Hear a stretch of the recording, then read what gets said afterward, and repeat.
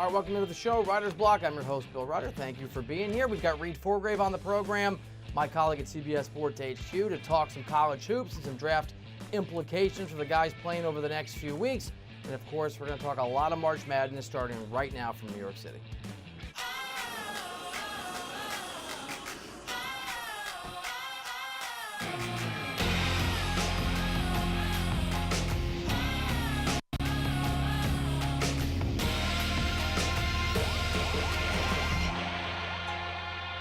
All right, so the playing games will be over by tomorrow, and the tournament will begin in earnest. I hope you have some time to play hooky from work, or just grab your phone and follow the action on CBS Sports interactive outlets. Right now, we're going to give you some bracket buzzers, some possibilities of teams that could make a deep run, a varying degree of confidence, the teams that I kind of like. I'm going to start with Yale, and I know for a lot of folks, they've got LSU going really deep. Even a Sweet 16 appearance would be a disappointment if that's where it ended. I'll say two things for Yale. One, on the scientific end, it's a really efficient basketball team. They play modern basketball really effectively. Their field goal percentage is 6th in the country, 16th in true shooting percentage. But for me, really, the reason I had this circled as a possible upset is the Will Wade drama and the reality, no matter how much talent you have, no matter the reasons you're playing for the guys in that locker room, when your head coach is operating in a purgatory where he can't be part of the team, where he wants to come back, where there is a scandal-tainted reality to your program, it can be hard to focus, and if you get punched in the face, and that can happen in March Madness in the first round against a team like Yale, the wheels can come off. I'm not sure it's a straight prediction for me, but I think LSU is a lot more vulnerable, and too often in our sabermetrics and analytics-driven world, we forget about the human realities of athletes and coaches and how they impact outcomes. I think Yale's interesting. Belmont, the next team up, is just a straight, really good basketball team. They were a sexy pick before they beat Temple last night, and they should be a sexy pick going forward. This is a really impressive squad. We'll get to some of the reasons here in just a moment, but I just want to start with they win that game, they beat Temple, they move on, and their head coach, and he sounds like he means it, Rick Byrd, came out and talked about not his excitement or how proud he was of the guys, but in the win, how disappointed he was in his Belmont players. I felt probably at least 3 different times that our guys had absolutely no concept of what we were supposed to be doing, particularly on the offensive end. And that's disappointing. You know, if that had happened and we'd lost, I'd be embarrassed. I mean, how would you feel about being the Temple head coach, watching that while you're waiting for your press conference? Probably a little put out. Belmont, after Gonzaga, is the best offensive team in the country. They're the second best at putting that ball in the bucket. Few stats for you. They're the second best scoring team in the country. They're 4th in field goal percentage. They're 3rd in true shooting percentage, and they're 5th in offensive rating. And a team like that, coming off a win against Temple, where it's all gravy, where they know how to get buckets, where you've got a coach who's playing those kind of mind games, it's obviously effective, can be really, really dangerous. Here's one that I really like, and a lot of people have rolled their eyes at this. I like Oregon in that matchup against Wisconsin. They are one of those teams of momentum which can matter more than anything else in sports, especially this time of year. This is a group that is talented because it's Oregon and that Nike connection, that is remarkably well coached because of Dana Altman. And just to give you a little insight and perspective on how hard it is to call these things, on the radio show that I host, Reiter Than You, over at CBS Sports Radio, I funneled in a lot of folks, from Matt Norlander to former colleagues here like Jeff Goodman, people who spend the entire year focused on college basketball. And when I ask about Oregon, Wisconsin, every single one of these guys has with great confidence said this is a no-brainer. The winner of this game is a certainty. And then I get Oregon one day and Wisconsin the next. It's a closer call than you think, and some realities for Oregon, not just those Pac-12 champions to get that berth they probably wouldn't have gotten. They've won 8 in a row. They were 15-12 not even a month ago, 6-8 in conference play. They're playing remarkably well, and the basketball team they have been since February 23rd is not the team that you've seen previous to that. This is a very dangerous team. And I had Dana Altman, the head coach, on the radio show yesterday, and he talked about his insight onto this turnaround for him and his guys. The guys did a tremendous job, and you know, at 15-12 and playing as poorly as we did, and those 3 road games, it would have been really easy for our guys to give into it, think our season was over, and the way they responded down the stretch, it they really fought the adversity, really did a great job. The next team I really like is, I love Buffalo, not just because we had Nate Oates on. They play great defense. We know that. They have that lunch pail mentality. I like to dive into the data sometimes, especially when I'm gambling or I'm putting brackets together in this case. And I'm telling you, there are only a few teams, 11 this year, in the top 30 in both offensive and defensive efficiency rating. Buffalo is one in company with Louisville, Houston, Michigan, Kentucky, Virginia Tech, UNC, Duke, Michigan State, and Virginia. These guys are balanced. They are dangerous. I love Buffalo making a really, really deep run. And finally, Murray State. And we'll ask Reid Forgrave, our guest, about Murray State in a little bit because John Morant's a stud. So is Marcus Howard at Marquette. That opening game, Murray State-Marquette, is going to be a doozy. But if Murray State wins it, and I think they can, I think they will, they are going to go deep and they are going to be really, really dangerous. For me, those are the big-time bracket busters. You could throw some others in. Those are the teams that I've circled. For the most part, teams I have advancing. The Oregon thing's more of a, just in my gut. The Yale thing is more of let's just get crazy.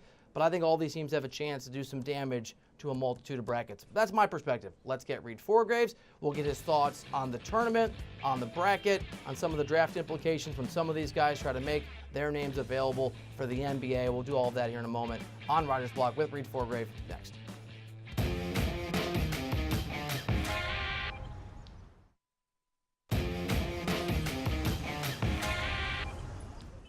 All right, welcome back into the show. Writer's Block. I'm Bill Reiter. This is CBS Sports HQ. And we're going to go to friend of the show, Reid Forgrave, covers the NBA and college hoops here at CBS Sports HQ. Previously covered college hoops like a baller for many years at our former employer. Hello, Mr. Forgrave. What's up, Mr. Reiter? Happy March to you. I can't wait for the madness. I'm ready. It's first and last time you'll ever be called a baller. Let me ask you this. We all know Duke is the big favorite to win it all. The biggest favorite, really, since that Kentucky team back in, 2015, that nearly went undefeated. For you, which storyline would be the single best? Commit to one in terms of a team cutting down the nets come April 8th. Yeah, I mean, Duke is a huge favorite. It's hard not to, frankly, not to pick them, which I did in my bracket, and also not to root for them because Zion Williamson has done the impossible. He's made Duke likable. But if there's one storyline, if you want that, rags to riches story, that Hollywood story, what about the Virginia Cavaliers winning it 1 year after losing to a 16 seed for the first time in NCAA tournament history? I feel like what people forget about that Virginia team is that they were missing DeAndre Hunter. That was a huge piece of that team. I believe that if they had DeAndre Hunter, they would have been just fine against UMBC. And I also believe that there's no one better in college basketball than Tony Bennett to give his team perspective and to give them grace after a loss like that. What he told them in the locker room after that loss was that this is life. It won't define you.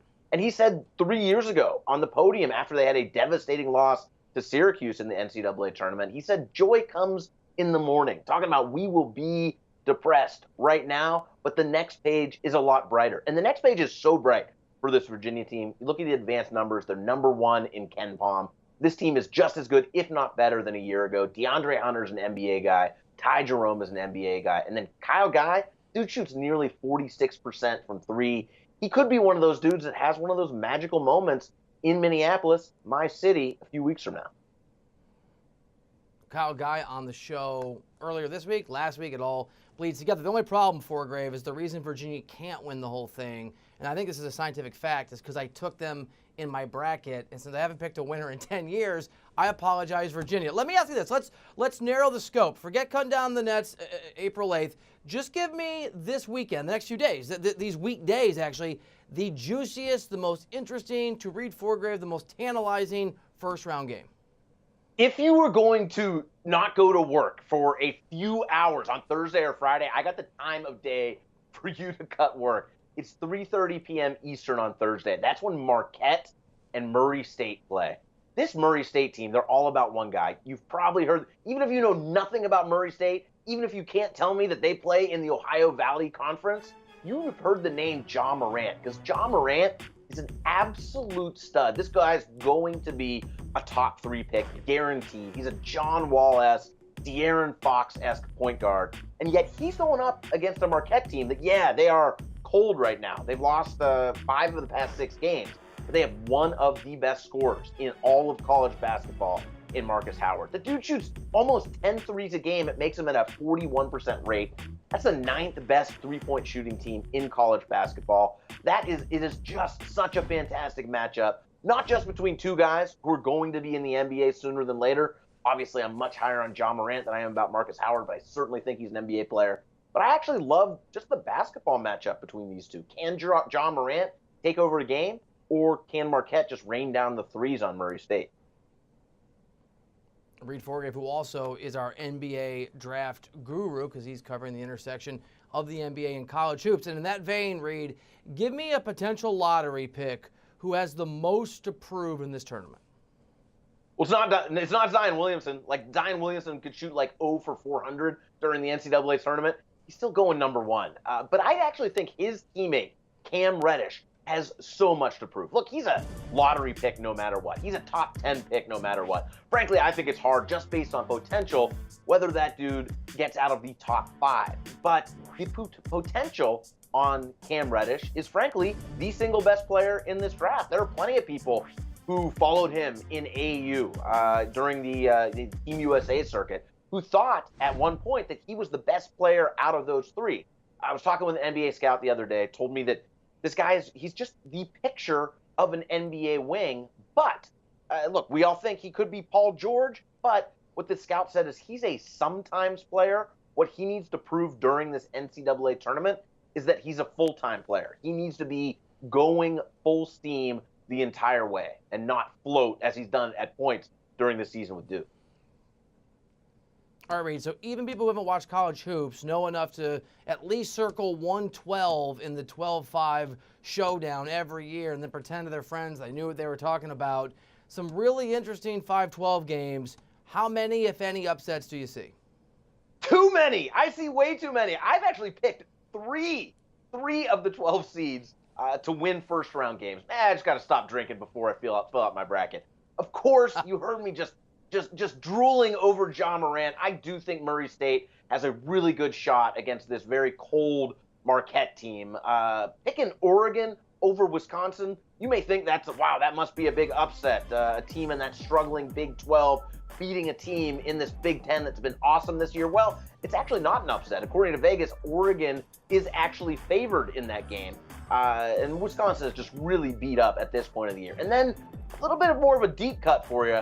I really like New Mexico State this year. You know me, I'm a Wichita State guy. I've been on that team since before they had that amazing run to the Final Four. And the head coach at New Mexico State, Chris Jans, he comes out of the Greg Marshall School of Coaching, coached under Marshall at Wichita State. He is, I think, one of the brightest young coaches in college basketball. This team is experienced, and they're really, really tough down low. I get that if you saw Auburn run through the SEC tournament, especially in that title game, you're probably feeling really, really high on Auburn right now.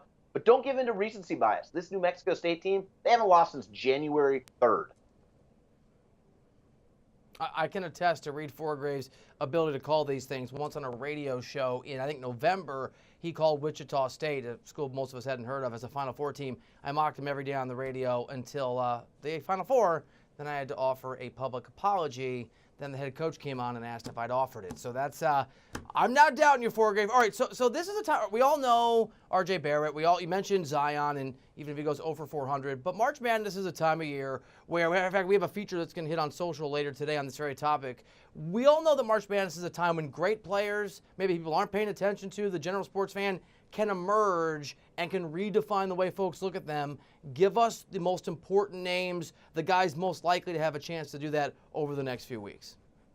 Look, I think there's a bunch. I remember a year ago, Villanova wins the title. People weren't paying attention to Dante DiVincenzo, and then suddenly he's a top 20-ish pick in the draft when he goes off in the NCAA tournament title game for, 29, 30 points.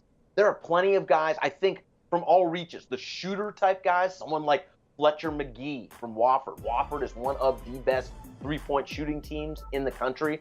I was talking with a scout the other day who was at their conference tournament, and he said, this guy's absolutely killer. He's not quite Joe Harris. He doesn't have the height or the physicality of Joe Harris, but he can shoot the ball like the reigning three-point champion in the NBA. Shoots upward of 40% on more than 10 threes a game. That dude's killer. Wofford's a fascinating team. Could have Kentucky in the second round. If you like defense, I got a couple of dudes for you. Matisse Thybulle from Washington.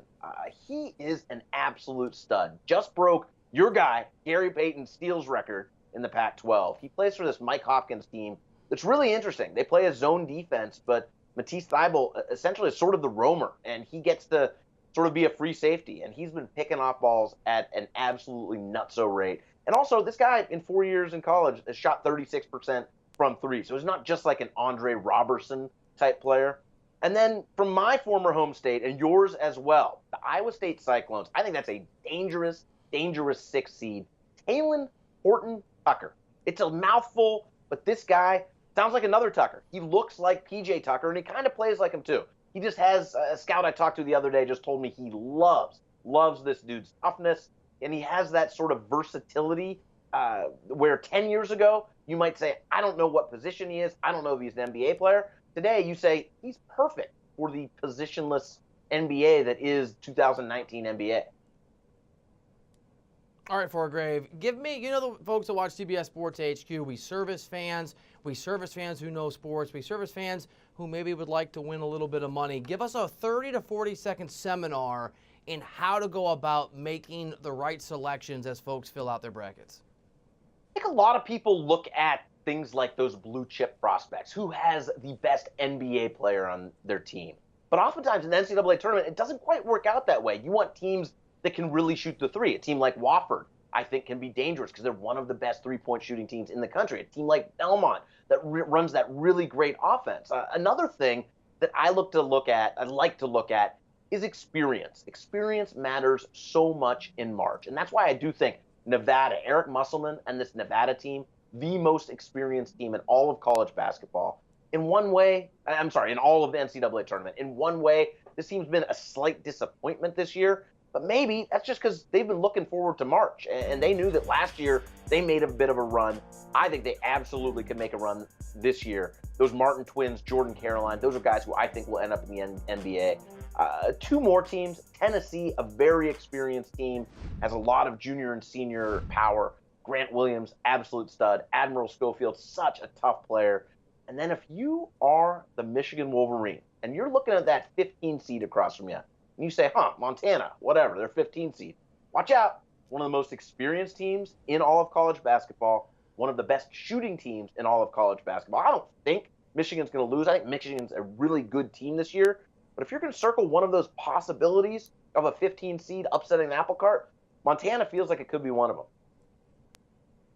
All right, Forgrave, we have to run. You give us your 10-second version of your Final Four and champion.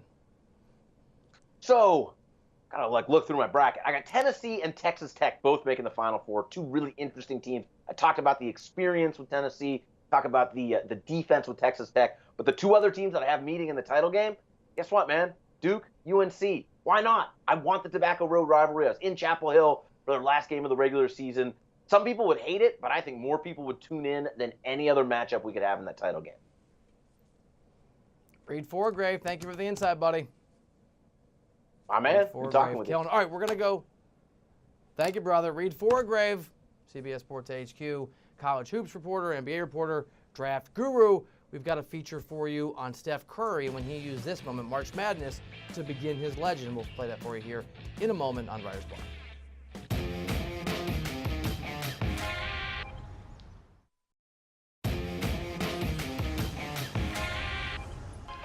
He was electric. He was dynamic. Steph Curry, deadly, cold-blooded. It seemed like with each passing round, the legend got bigger and bigger.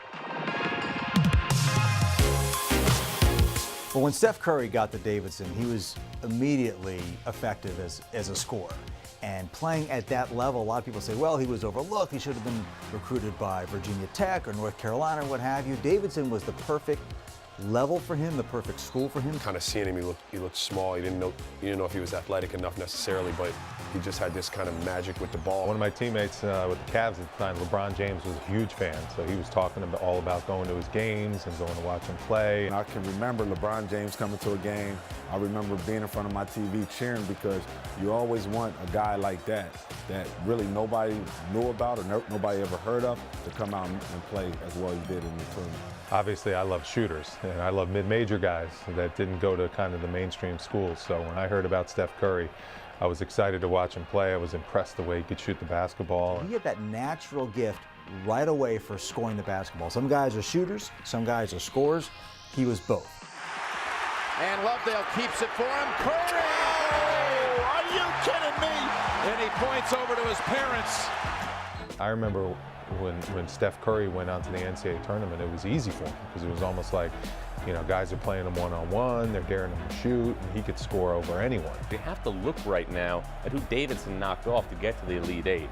First, you take down Mark Few and Gonzaga. Then, in the round of 32, you beat John Thompson III in Georgetown. And then in the Sweet 16, you beat Bo Ryan in Wisconsin. And you don't just beat Bo Ryan in Wisconsin, you did it with ease. I was shocked. Hey, that Wisconsin team was really good. So the fact that they got knocked off by this Steph Curry and this kid that had this ridiculous range, was shooting it from all over the arena and knocking them down. Curry deep, rises, and it's, This is what makes the NCAA tournament so great. I've often said the NCAA tournament is ultimately about crowning a national champion, but it is not solely about crowning a national champion. He acted like he wasn't just supposed to be there, but he acted like he was actually the best player, not just in that regional, not just in that pod, that site, but in the entire NCAA tournament. Stephen Curry and Davidson in the 2008 NCAA tournament is maybe one of the best examples ever of the tournament giving birth to a great story. America had heard about him, and now we know about him.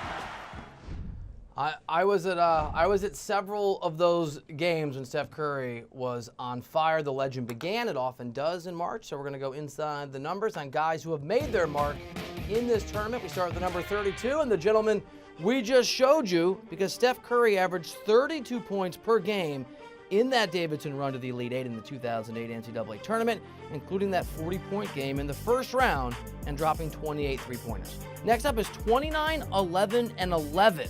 During Marquette's 2003 run to the Final Four, Dwayne Wade had 29 points, 11 rebounds, and 11 assists in their shocking upset of number 1 Kentucky in the Elite Eight. Obviously, that guy wanted a pretty good career. How about 33 and 36? Kemba Walker cemented his spot in March Madness lore when during UConn's run to the 2011 title, he was an absolute stud. Kemba dropped 2 30-point performances in that tournament, including 33 against Cincinnati and 36 versus San Diego State. Next up is 50.7. Wally Zerbiak shot almost 51% from the field during Miami of Ohio's 1999 run to the Sweet 16, including 43 points in their first-round upset over Washington. And finally, 31, Dante DiVincenzo made history last year. Forgrave mentioned him when he scored 31 points off the bench versus Michigan, marking the highest scoring total off the bench in a national title game ever. This is the time of year when guys can make their mark, including maybe Marcus Howard at Marquette if he can get past that Murray State team. And so for a little extra writer's block, check out a great feature that PA David put together and that he and PA Lindsay produced. We'll put it out on social media, Sports Writer on Twitter, Bill Reiter Sports on Facebook, and other spots. Take a look for it. It's really good. It's really interesting. And hopefully Marquette will do some damage, although I didn't take them in my bracket, and lift that kid's name up, that young man's name up. He's a very good player. Thank you for hanging out. I'm sticking around about 30 seconds. You'll see me with Casey Kieran on CBS Sports HQ. And in 30 minutes, Hakeem Dermish is taking over on Sportsline. We're not on the next 2 days because there's tournament basketball going on, so we'll see you Monday.